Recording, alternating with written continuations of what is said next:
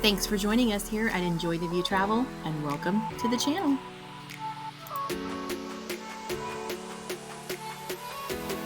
This week's View on Travel Season 2 starts now. Hey, it's Brittany with Enjoy the View Travel, and you're watching this week's View on Travel. Well, we are going to get started with Carnival. Now, many of you know I don't do a lot of news on Carnival, but they are in the news in a big way this week. And they have revealed the details about the change, their loyalty program that's going to start in 2026. So previously, Carnival had an actual true loyalty program that included a lifetime status. Once you reach that, you would keep it for a lifetime. Well, the new rewards program that's going to launch on June 1st of 2026, members will get to keep their current status and the level that they are at for 2 years. If you are blue level or blue members, that level is going to combine with the red tier. So you will get to keep it for 2 years. The only exception is those who are diamond members. If you have diamond member status, you will remain diamond for 6 years through May 31st of 2032. And again, all other tiers, platinum, whatever you are, you will only get to keep that for 2 years. So that means that starting June 1st of 2026, that you will have 2 years to earn that status. So let's say, for example, you are platinum. You will have 2 years to earn the status to keep that level. So let's talk about how the rewards program is going to work. You will earn status by qualifying stars and spending money on the following things. Your cruise fare will count towards it. Any pre-cruise and onboard purchases. So that makes me think that if you buy anything in the gift shop, that will go towards it. Because it does say onboard purchases. Gratuities will go towards it. Transfers will go towards it. If you take out the Carnival Vacation Protection, that will go towards it. And also points earned in the casino will go towards it. So you do have a wide variety of opportunity to earn points, but it is going to be based on what you spend now versus how many days your cruise is. All right, so like I said, it will be a 2-year period. So you'll accrue your points for 2 years, and then whatever status you have reached by the end of that 2 years, that is what you will be for the next 2 years while you are re-earning your status. So it's basically going to turn into a 4-tier program. The first tier is going to be red. That is what you will be if you sign up. That is what you will be if you are currently blue. And the perks on that include an e-newsletter and a complimentary bottle of water. Okay? Then you go up to the gold status, which is 10,000 stars. Perks include the red benefits plus gold member support, complimentary drink on cruises that are 5 days or longer. And that's it. Platinum is 50,000 stars, and your perks include most gold perks. Notice it said most, it didn't say all. It said most gold perks plus 2 complimentary drinks, priority specialty dining reservations, complimentary laundry service, priority embarkation and debarkation, and it says and more. So my assumption on that is that they haven't actually finalized all of that, and that it's going to include more, and they'll release that at a later time, probably closer to the June 1st. Diamond is going to be the highest status, and that is 100,000 stars. And the perks include most lower tier perks, along with retail concierge services, invitation to a special event from the captain, and more. Again, I assume that will come out closer to June 1st. maybe even after the first of the year. So the cruise line is going to continue to recognize guest loyalty even beyond the point star system, such as apparently they do something special when guests reach their 25th cruise. So things like that will continue to stay in place. So loyalty there, you'll continue to get those things. So that's the details we have right now on the program that's going to start in June of 2026. So what are your thoughts on the rewards program? Let me know in the comments below. I do have a friend who is a loyal Carnival cruiser, and she has already called me and says that she is jumping ship and headed. We're gonna look for some things on Royal for her, so for next year. But what are your thoughts? Are you gonna jump ship? Are you really worried about the perks? In talking with my friend, it wasn't so much that she was worried about the perks. It was that she's been a loyal cruiser with Carnival for 15 years, and that it just seems like they are not being loyal back to their guests at this point. So I'd love to hear everybody's comments below on what you think about this. So do share those, and we'll talk about some of those comments next week. Well, Royal Caribbean is following in other cruise lines' footsteps with some revamping of their older ships. They are calling it Royal Amplified, and it's going to see new additions for thrills and chills on some older ships, some new dining venues, and some upgraded entertainment on 3 of their ships in 2026. Ovation of the Seas is going to start sailing in spring of 2026 for the Alaska season, newly amplified. Harmony of the Seas will start sailing in May of 2026, and Liberty of the Seas will start their Europe season in summer of 2026, both amplified. We're looking forward to seeing these new amplified ships and how they turn out. Some of these older ships don't necessarily have all of the bells and whistles on them necessarily, so we're interested to see what they're going to update on the thrills and chills part, maybe adding some water slides and things like that, so we'll see. If you are interested in booking on one of these Royal Amplified ships or another ship on Royal Caribbean, let me know. Contact me at enjoytheviewtravel.com for more details. Celebrity Edge mooring ropes broke during a storm in Juneau, Alaska this past week. The captain and the crew had to act fast so that the ship did not hit a Carnival ship that was also in port. Thankfully, they were able to do that, and nobody was injured. No reports of any damage either. So while this is really a rather rare thing that happens, we've actually seen a big increase in that in the past month or so. And it's all been because of sudden wind gust and the mooring ropes snapping. So it's not really something that happens all that often, but we can't control the weather. And when windstorms pop up, you just have to roll with the punches. And so luckily these captains are very skilled and they have a very great crew.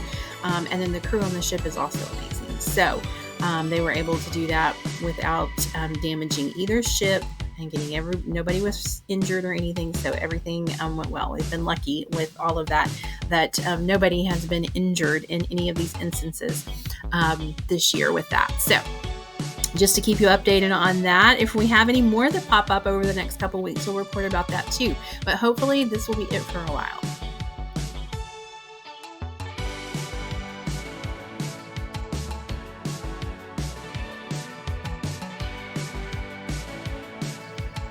So we began this week's View on Travel talking about Carnival and their rewards program. And so while Carnival cruisers are upset, there are other cruisers who aren't loyal to Carnival and who don't cruise on Carnival who are also upset and concerned about this.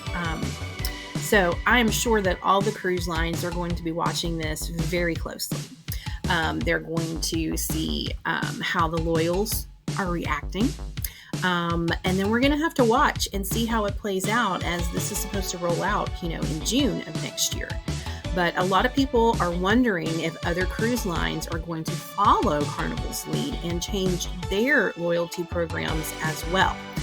It's going to definitely be a waiting game, and we will keep you updated here with the information that you know. I'm pretty loyal to 2 cruise lines, but I'm not loyal to them for the perks. I don't get the opportunity to cruise as much as I would like to, because I'm a teacher. So I really only have a couple of times a year that I can cruise. And so I'm not one of those who's going to be able to cruise enough to really get high up in the loyalty points. So I don't cruise for the loyalty perks. There are some people who do cruise for the loyalty perks, and that's fine. That's definitely something that you can do. But for me, it's not really going to make that big of a difference. For me, I'm looking at how the crew treats you, how the ships are, how the food is, things like that. Those are the things that keep me coming back to right now. Princess and Celebrity are my 2 preferences for cruising. So that's what I'm looking at more than a rewards program. But if you are lucky enough that you cruise often enough that the rewards program does work for you, then that's awesome. And I can see where that would be a concern. So we'll keep an eye on it and we'll let you know. If you have not been paying attention to the snacks that you are packing in your carry-on to take on the plane, now would be a great time to do that. So this isn't really anything new, but TSA is really starting to enforce their 3.4 ounce rule when it comes to snacks. So if you're like me, you like to pack your snacks and take with you. For one, they're typically a healthier option, and they don't cost as much as if you were to buy snacks at the airport. And so we take them to eat at the airport. We take them to eat on the plane. It's just more affordable. And you also get the snacks that you like. You don't have to just choose by what's available. You can get what you like. So some of the items that people tend to forget about that they have to pay attention to that 3.4 ounce are things that are spreadable. That's the biggest part, is things that are spreadable.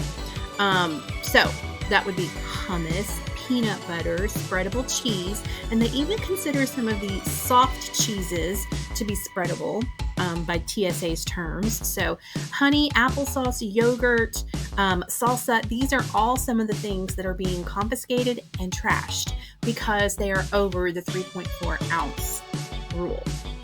So double check those snacks.